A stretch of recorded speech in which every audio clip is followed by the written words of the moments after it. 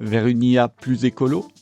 Dans une vidéo récente, nous évoquions la conception par une équipe de chercheurs chinois d'une puce analogique annoncée comme étant susceptible d'être 1000 fois plus rapide pour 100 fois moins d'énergie que les GPU utilisés dans les data centers et les supercalculateurs actuellement.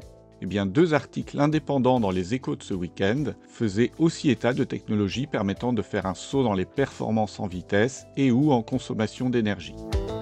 La première est un interposeur optique qui intégrerait des nanolasers pour remplacer les fils de cuivre reliant les puces au sein d'un processeur.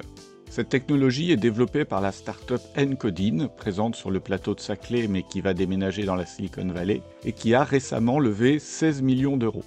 Autre technologie au potentiel encore bien plus important, l'utilisation de l'ADN comme support de stockage à la place des disques durs, qui sont aussi responsables d'une grosse partie de la consommation des data centers. Cette technologie utiliserait 100 fois moins d'espace et 40 fois moins d'énergie qu'un disque dur. Elle est développée par la start-up BioMemory, qui a levé 28 millions d'euros depuis sa création, et qui espère commercialiser ses premiers serveurs d'ici à la fin de la décennie.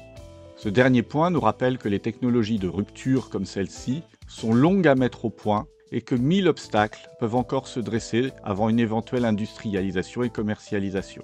Alors en attendant, gardons à l'esprit que ces outils très pratiques, et que j'utilise assez largement, je dois l'avouer, sont d'énormes dévoreurs d'énergie, et d'énergie pas toujours propre.